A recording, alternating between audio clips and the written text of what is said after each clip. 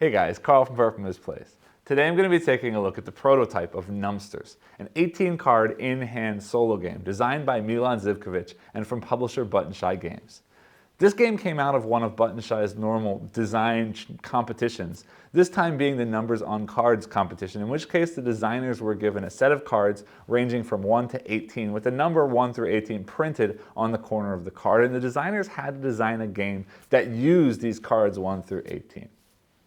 This is my first sort of chance to try out an in-hand card game, and I've been very curious about them for a while, and I was very excited to see one coming from Button Shy and from a name like Milan, who you might recognize from games like It Was This Big, Rove, and Battle Crest. Let's head down to the table to see how this plays, and then I'll meet you back up top to let you know what I think about the game. Before we get started, I do want to make it clear that this is just a prototype print and play copy of the game that I did make myself. I do apologize for any glare because I did have to use sleeves for my print and play copy. Also, you'll see that the card backs, these are not the actual card backs for Numbsters. These are actually Skulls of Sedlet cards that I used to build my print and play copy. So don't pay attention to the card backs. I will show those to you later in the video.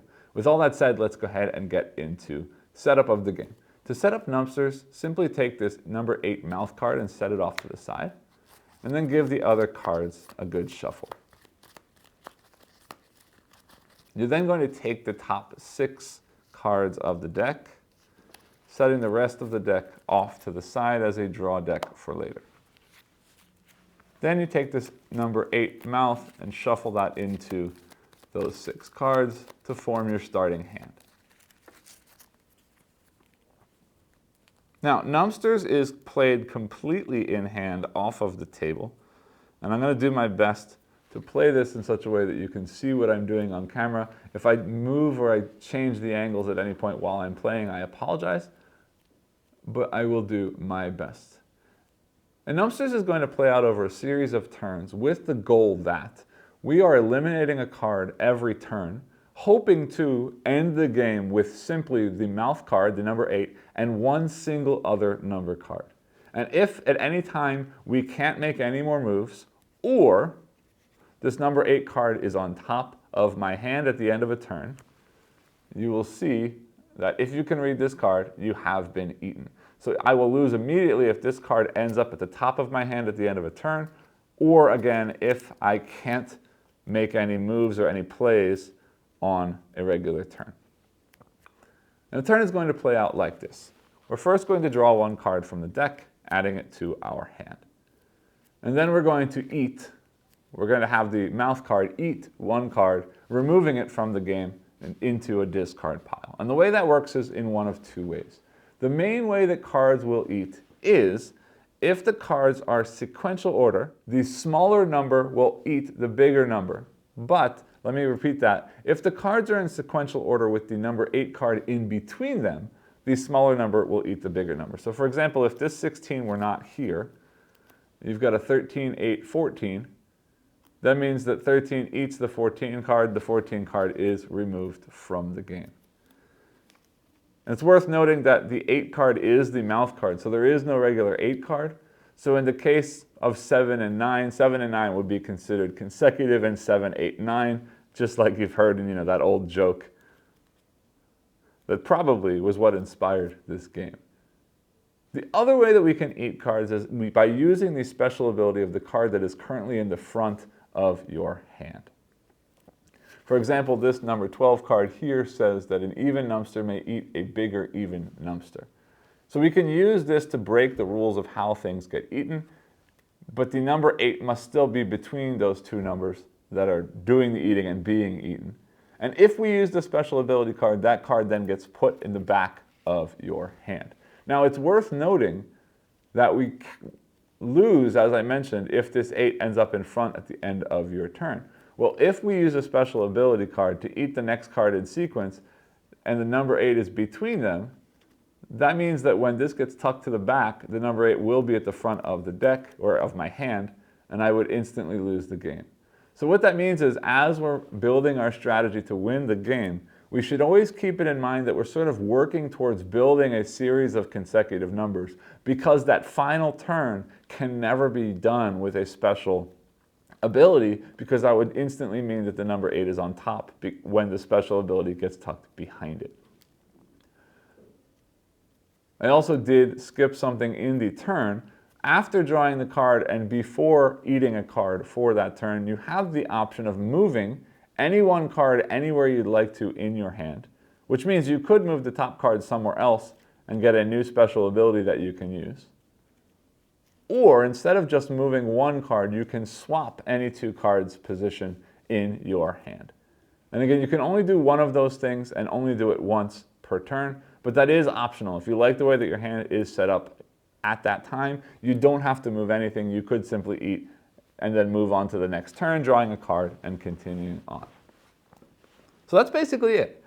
As I said, we're going to take turns eating cards, hoping that we can get down to the mouth card and one single other number card.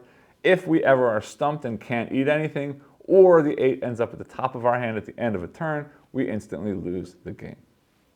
So let's go ahead and get into play. I do see already that I've got 11, 12, 13, 14, and potentially 15, 16 if I can find the 15. So that's a really nice chain that's sort of already growing here. So I'm going to do my best to get rid of things like this 2 and this 6 and then potentially this 16 if needed. So 12 says, an even numbster may eat a bigger even number.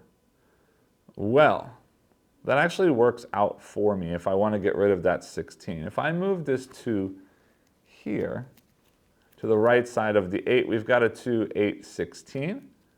And using the 12, the 2 is even, the 16 is a bigger even. The 2 does eat the 16, removing that from our hand. The 12 did get used for an ability, so it will get placed now in the back of my hand. So we draw another card. 18, which says an odd numbster may eat a smaller numbster. Well, this is perfect because I do want to get rid of those 2s and those 16, the 2 and the 6. So if I move the 8 one space over so that it's between that 2 and 13, now we've got an odd numbster eating a smaller number. I do activate that ability. We eat the 2, and the 18 goes to the back of my hand. All right. Next, 17 says, an even numbster may eat a bigger numbster. All right. Bigger doesn't really look great to me, except this 17 is kind of high, and so is this 18 if I'm focused on that 11, 12, 13, 14.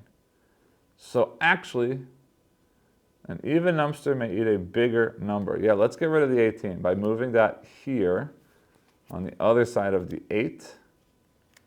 Because now the 14 is an even number, the 18 is a bigger number.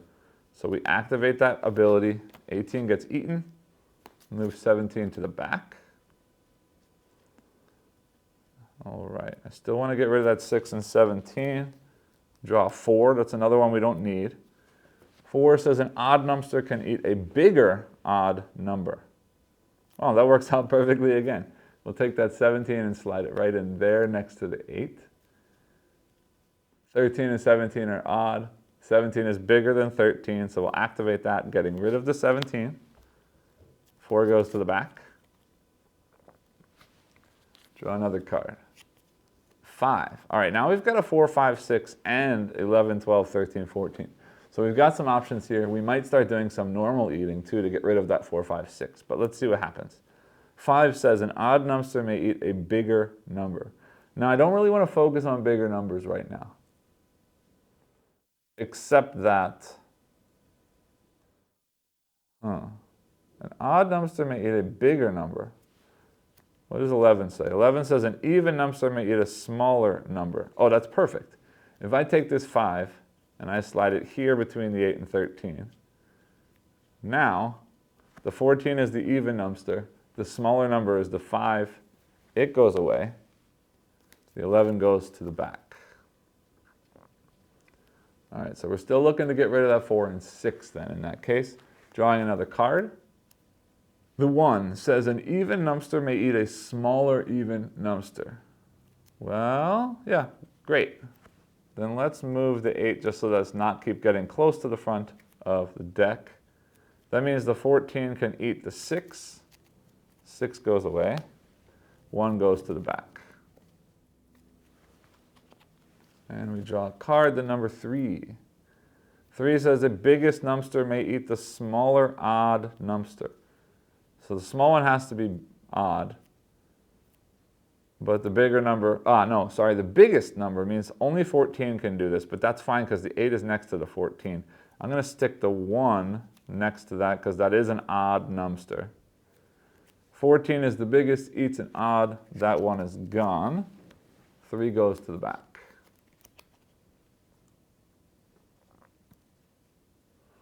All right, then, drawing a card. 7. 7 says an odd Numbster may eat a smaller odd Numbster. Yeah, okay.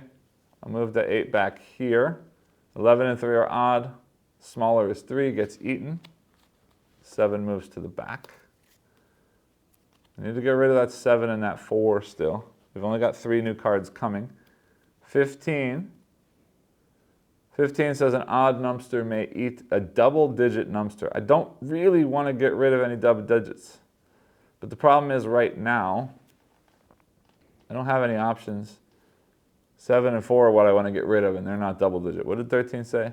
An odd Numbster may eat a double-digit Numbster. So these are both the same thing. Odd Numbster eating double digits. Don't want that to happen. What's 14? Single digit may eat odd Numbster. Okay. Even Numbster may eat bigger even Numbster. No. 4 I don't want to deal with. Maybe. Odd may eat bigger. 11 says even may eat smaller. Yeah, that doesn't work for me. All right, then I am going to have to get rid of something. Starting higher is better because a low eats high. Yeah, but if I can't get rid of the 15. Sure I can. All right, so let's move the 15 over here. In which case it says here, an odd Numbster may eat a double-digit Numbster. Well, the odd is 7, the double digit is 15. That goes away. We're going to be a problem if we can't get rid of that 4, and I'm not sure that we can because it's not odd, and 7's going to fight odds. Let's see what we get. We got to focus on getting rid of that 4. 9.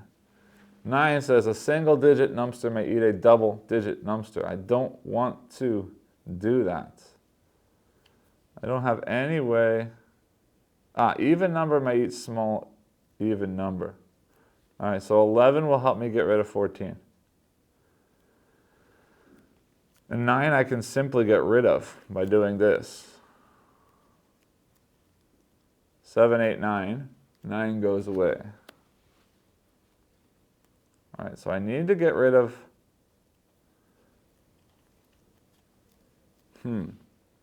I need the 11 in the front to get rid of that 4, but let's see what happens. 10. Ooh, 10 is nice to have because that's another even number. 10 says Numbsters may eat in the opposite direction. That doesn't help me right now. 13 says odd may eat double digit. I need 11 at the front. Even Numbster may eat a smaller Numbster. The problem is I need to get this 8 between the 11 and the 12. Yeah, I'm going to do this, sliding this over here. Watch this. This works out. Okay. So move that there, 14 and 13. That means 13, 8, 14. I should mention now that we don't have any cards left in the draw deck. We just keep playing out until we win or lose. So that's that. That was the normal eating. Now, I know the 11 says even Numbster may eat a smaller number.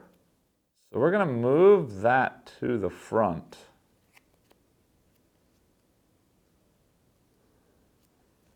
As our move, but we're not actually going to take any care on that because 12, 8, 13, 13 is gone. But that sets us up now because I can move this 4 to the other side of the 8, which means that even Numbster may eat a smaller Numbster. The 10, no, sorry, not the 10, the 12 eats the 4. And we did use the 11, so it goes to the back. And then we do have to be careful today. It's going to be a problem. All right, we're going to do this. 11 goes here, and 11 eats the 12. I think we got this. Then, awesome, 11 comes to the front, which says even Numbster may eat the smaller Numbster. Even number eats the smaller Numbster. 7 goes away. And now very simply, ooh, no, be careful. The 11 goes to the back. 10, 8, 11. And just like that, I actually managed to win the game. I've got a 10, and I've got the mouth card, and the mouth card is in back. That is the end of a playthrough. All right, so at this point in a video, I do tend to look at the components. This is just a preview, print and play prototype of the game, which means I don't have the finalized cards. I can't comment on card quality. I don't have the wallet. I generally take a look at button shy wallets and talk a little bit about how I like the design of them. But again, this is a prototype. I don't have that. I do want to quickly go through the cards just to show you the artwork on these cards, because they are really, really awesome. I love the way that this art looks, and I can't wait to see the finalized cards. I'm sure the color is going to pop on these cards. I really, really, really love the way that these look. This concept of numbsters, number monsters, is a really interesting, clever one to me. And the artist that they used for this was a wonderful choice, because I, again, love the way that these cards look. Also, while we are talking about the artwork, I showed you that I was using Skulls of Sedlec cards for my prototype copy of this game, but I'm going to throw up right now up on the screen.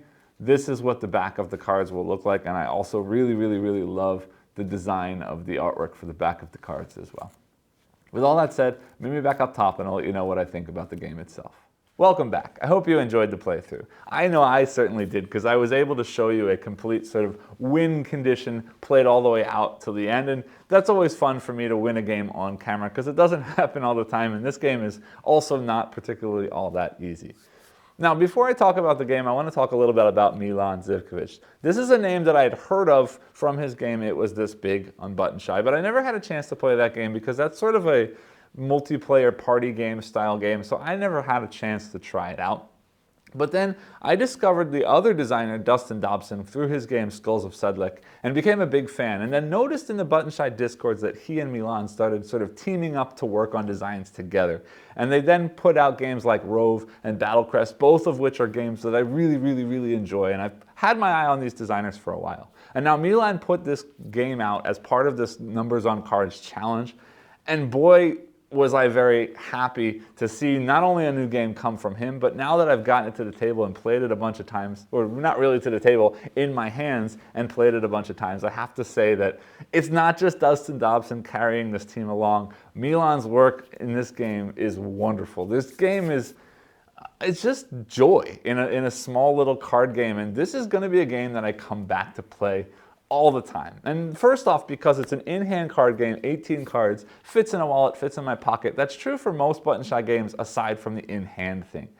That adds a whole extra level to this, because Button Shy is always portable, right? These wallets fit in my pocket. I can take them wherever I go. Well, now I don't even need to have a table. I can simply pull these cards out of my pocket, throw them in my hand, and play a quick game while I'm waiting in line somewhere, while I'm riding on a train. I mean, whatever it is, I don't need to set up anything. It's already set up in my hand, except for the deck of cards. But realistically, I can keep the deck of cards in a pocket and pull one card out at a time. I can set the deck of cards pretty much down anywhere because it's a small thing. It's not like it takes up any table space to play this game. And I think that's, first off, a great positive for this game.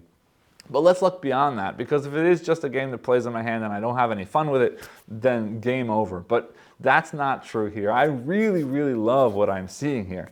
This is a really cool, almost spatial puzzler game that plays out in a sort of hand of cards, right? I have to think about positioning. I have to think about manipulation and moving the cards in such a way that I can have cards eat or discard specific cards as necessary. There is some strategy to this game. The more you play, the more you understand the kinds of special abilities that the cards are going to let you do, the more you can start planning ahead and thinking about what you need to do to get things done. And I told you that at the beginning of the game. I needed to plan to have a chain of cards at the end.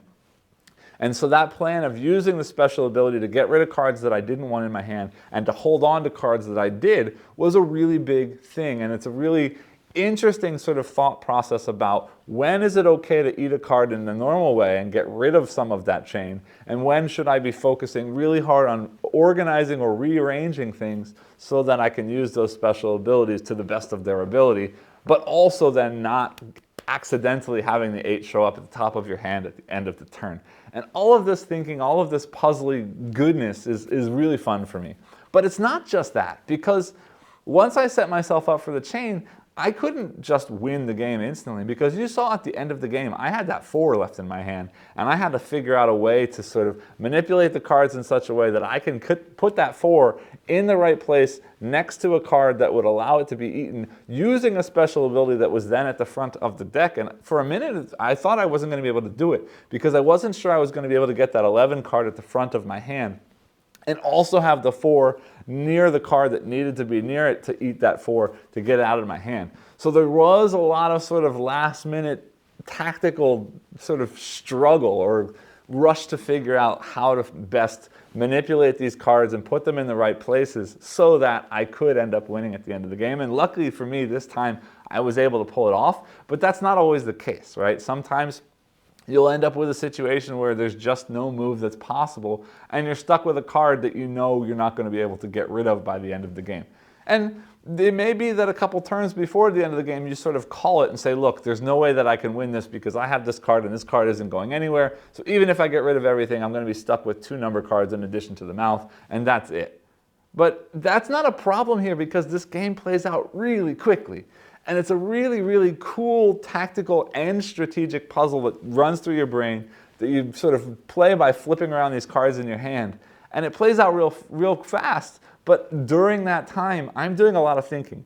I'm playing a lot of sort of puzzly stuff in my hands and in my brain at the same time, and I just love the feeling that this game brings. And with that cool artwork that I showed you added on top of that, all of this together makes a really great package, and this is quickly going to be one of my favorite Button Shy games, because not only is it a whole lot of fun, not only is it portable because it's a Button Shy wallet game, but now I can play it in my hand. This is the sort of instant, gratifying filler kind of game that is worth having in your pocket sort of all the time, or in your backpack, you know, front pocket. So anytime you're somewhere and you're stuck with nothing to do for 10 minutes, 15 minutes, waiting for something to start, I can just pull this out and play through it. Even if I don't finish the game, just the idea of playing that puzzle and seeing how things interact with other things really is a lot of fun for me. So I am very happy to have been able to check this one out. If you're catching this video as I made it, this game is just about to come to Kickstarter. There's a link below that you can follow the Kickstarter page. If the Kickstarter page is already launched, that link will take you to the active campaign where you can grab a copy of this game for yourself. If for some reason you didn't manage to catch this when the Kickstarter is running, I'm sure you'll be able to get this on Button Shy's website, because this is the kind of game that I think is going to be printed and reprinted and should remain a staple in the Button Shy line for quite some time. I love this game. That's all I can say. Definitely, if you like solo card games, if you're interested in a solo in-hand card game, check this one out. I hope you enjoyed this video. I hope this was helpful for you. If you did, and it was, please remember to like, subscribe, and click the bell icon below, and I'll see you all next time. Thanks.